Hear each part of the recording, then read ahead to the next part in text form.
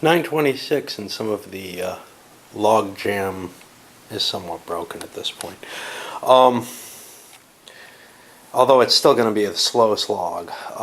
What we've got over on that German-French front, which is really the only exciting thing, the Scots have improved their economic situation, but the French had been raiding into Lorraine regularly, try to get up enough money, try to catch up, because the Germans have a significant advantage in money. But the Germans also have a significant advantage in tax base over the French. The French economy is pretty much demolished by this war. So raiding isn't enough, and that's clear. So the the French actually managed to capture Lorraine. That makes Friesland out of communication.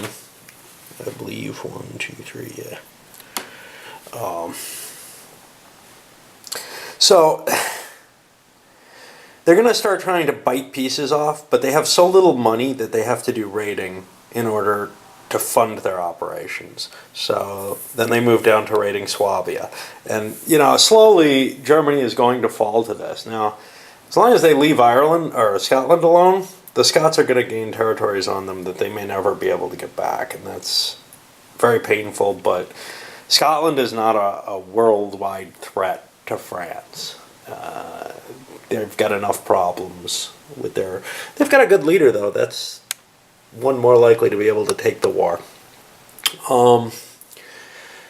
Other interesting factors, the Byzantines went and grabbed Bulgaria, intention being to convert it. And the Poles have moved to Lithuania and have begun a conversion. And the big bonus there is they have the missionary fervor, which allows them to do it with half as many conquests. So instead of the 6 they would normally need, they only need 3, and they've got 2 of them already. Got a little bit of trouble with unrest. People don't like being changed to a different religion. Lithuania is part of the Baltic group, which doesn't convert as a whole group. So there's actually a lot of victory points up there. And one of the thoughts of the Polish player, or the Bohemian player, is that he's going to try to create a buffer out of the Russian states, preferably not his own, maybe another player, against the future Mongol raids. Okay, knowing too much about this game's dynamics does make you do strange things. But on the other hand, like with the Byzantines, converting a group is usually not to your advantage unless you own enough territories to prevent another player from stepping in. So, in order to get some valuable conversions taking place, etc., that's what we have to do. Alright, that's it. Very briefly, the Count of Aquitaine was restored to his position by a church council after a dynastic inheritance. The French aren't willing to take an excommunication over this. 931. Where do we have? The Scots attempted to attack Mercia, failed, and kind of ruled their territory. That's about it. Big movement area, well, the Count of Aquitaine's been knocked back out. Attempts to negotiate, but they didn't go anywhere. Germany and France just don't seem to be willing to understand that both of them would do better without fighting, especially since France is offering Lorraine back. They could both recover. Really, it's not like France is in that huge a position. They probably would go wipe out the Scots is all. But somehow there seems to be a real antagonism there. The Bohemians managed to convert Lithuania.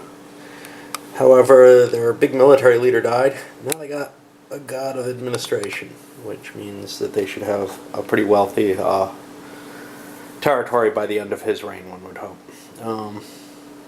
Byzantines pulled a new leader too. not so good.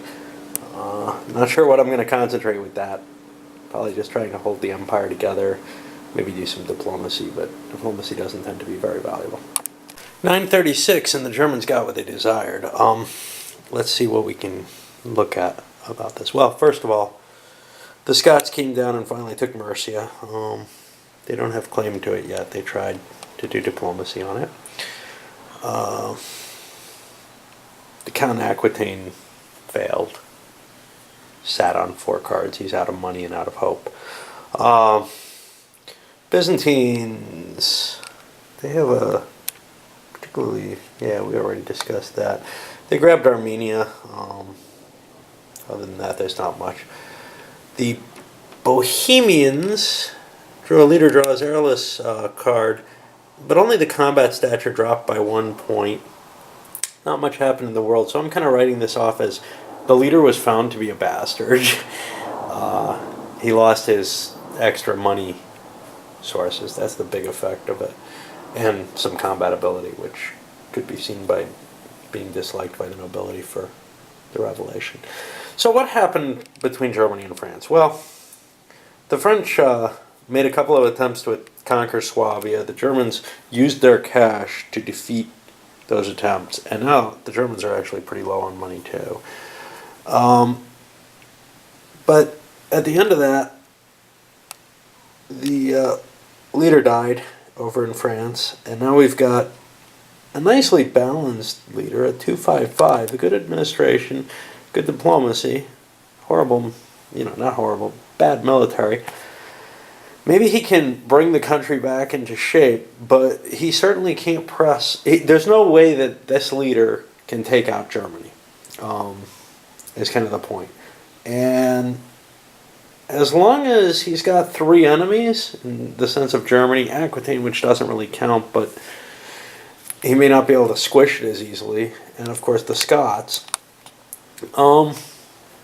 he might find himself having a troubling time trying to rule his country rather than being pieced apart. On the other hand, Germany is a wasteland, Aquitaine's gone, and Scotland, well, it's Scotland. I mean, it's not going to go further than taking all of Britain at this point. So, we'll see. 941, and the turn opened up with a magnate showing up in Aragon, and he swung into Castile, north up into Aquitaine and Anjou, and he's beginning to conquer Ile-de-France. When he disappears, that could end up opening up a gap where players can show up. This is pretty bad news for the French player. What else happened over there? The Germans reconquered Lorraine. The French are really struggling with their economic and just their whole situation is questionable at this point. They could well be falling. Between the Magnate and possible German incursions, all that has to fall is Ile-de-France and Normandy. The Byzantines didn't do much. Now we actually have Poland. There was a leader dies airless event, and they lost Bohemia and Volhynia. They're still connected, and they have now, once again, an outstanding administrator. And let's see if there's anything else terribly exciting. The Scots tried to take Wessex and failed. That's about it. 946, the end of a turn. So that magnate marched all the way in and took Ile-de-France, began attacking Champagne, which is not quite as threatening to the French. They're holed up in their one remaining area that they can be they can hold as a court, which is Normandy. The Scots continued and completed the conquest, at least, of the British Isles. They've still got to handle some unrest, some claims by the French, etc. If they get the right leader dies airless card, they can actually move the capital. This is one of them Enrico rolls, so that they can become English, which I think is kind of cool. The Germans attempted to launch an attack into Flanders, the plan being to wipe the French off the map, but that didn't really work very well, and they had to recover from that. You see, leadership-wise, we had major instability in Poland. Now, they had another leader die, Zaralis Card. They've ended up with a pretty decent leader, 535.